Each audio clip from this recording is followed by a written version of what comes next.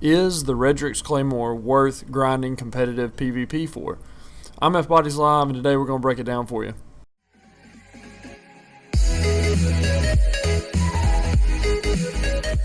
So here we have our Redrix Claymore.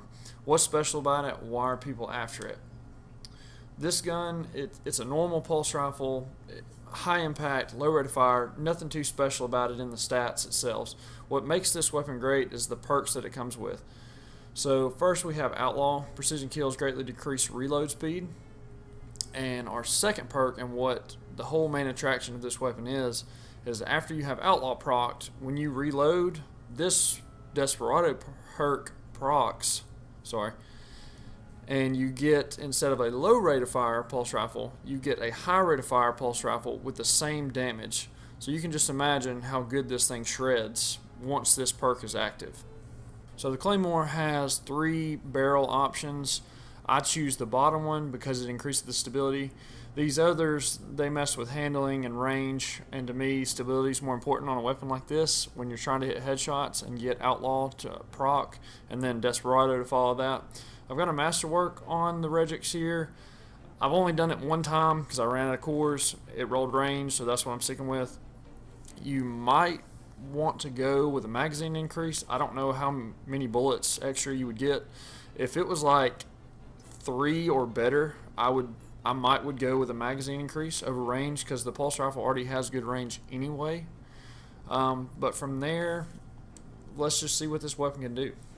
So I'll just tell you now that this gun is phenomenal in PvE. I haven't taken it off in a PvE activity since I got it in the primary slot. It's super easy to kill tiny adds, like anything small, thralls, dregs, acolytes, whatever, and chain those perks one after the next, because there's no cooldown timer on any of these perks, so you can proc Outlaw over and over and over, and every time you reload, it's going to proc Desperado. So as long as there's things for you to kill and shoot at, you can pretty much keep these 2 perks going the whole time. One of the drawbacks of the weapon, it's not super great against larger enemies like that knight I was just shooting at there. But what kinetic primary weapon is, that's what your power weapons are for. This gun is mostly for your trash mobs, and it does a hell of a job at cleaning through trash mobs. Just with a Desperado perk, it's super easy to control. You can chain headshots back to back. It really doesn't have a downside for your smaller adds, other than the only thing that I don't like about this weapon is the handling is a bit slow. It's kind of clunky feeling at times, and in PvE activities, a lot of times you're going to have a scout rifle or something else long range in your energy slot.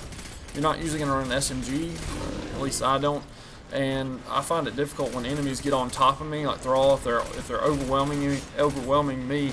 It's difficult with this weapon to kind of get them off and hit headshots when something's right in your face. So overall review of Redrix in PvE, this thing is a melter. It is awesome. I highly recommend it in PvE. One thing I would mention though is you have to make sure that you're hitting your headshots. You got to get headshot kills, because without these perks, proc, Outlaw, and Desperado, this is just your average pulse rifle.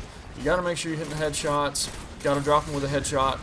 Get those perks active, and just lay waste to everything.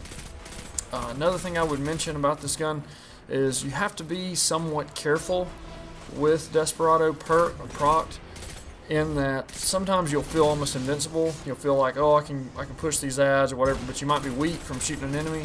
So keep an eye on your health, and just know you're not invincible with Desperado procced.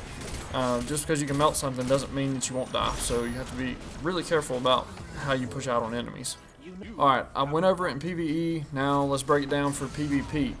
If you are going into competitive, or you are trying to win every game, do as good as you can, I would not take this weapon with you.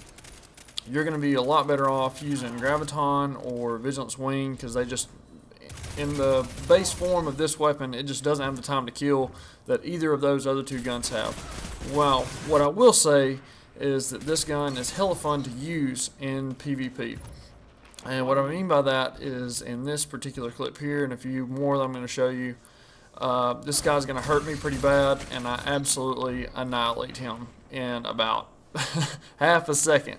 He is gone, and he's gone. So he probably took his controller and threw it through the TV screen right there. And that's what this gun is that it's a fun gun to use in PvP for those moments when you're super overpowered, like here. Again, I'm going to burn this dude, and he's probably super pissed, like, what the hell just happened? That's overpowered. But what he doesn't realize is that I got burned 4 or 5 times before this by somebody with a Vigilance Wing or a Graviton. And the problem with this gun in PvP is that, yeah, the perk is overpowered, but you have to proc the perk first to be overpowered. So you're going to have to go in there with a gun that's just average at best and try to compete with meta weapons.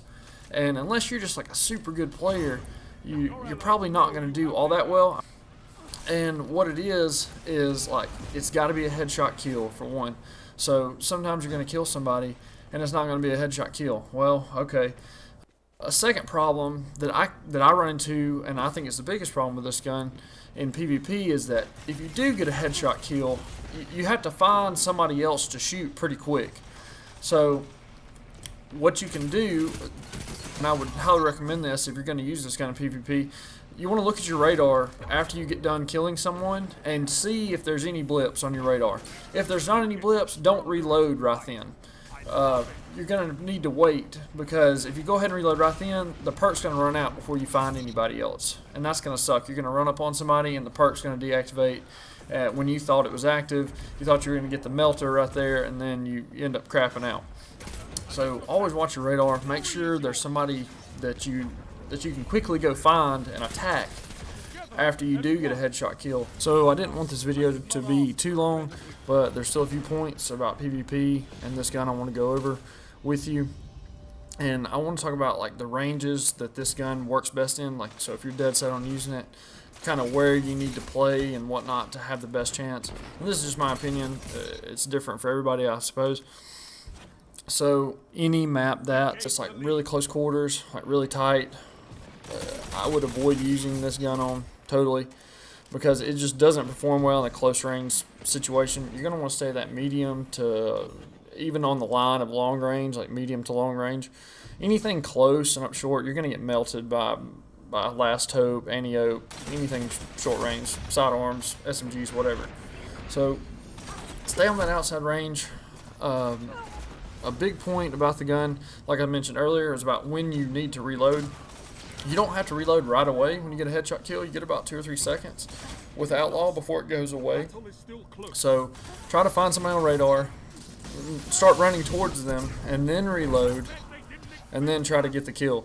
Because if you reload right away, chances are they're going to get away, they're going to not press you or whatever. The perk's going to run out and it's going to be pointless. So those are a few tips that I would give if you plan on using the gun.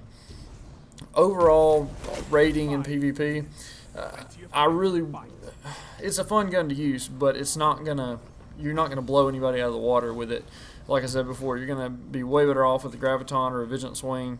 It's not gonna make you a god player by any means. So it's more of a fun gun. It's fun to get that quick melter 2 or 3 times a game, because that's all that you're gonna be able to get most of the time, or at least a player of my caliber. I could proc it at least once, maybe twice a game. A good game, I might get 3 or 4, but that was about it. So overall, I think it's worth grinding out for PvE, and it's pretty fun to use in PvP too. So get out there, get competitive, get you a team, don't make stupid mistakes in competitive, and try to get the gun.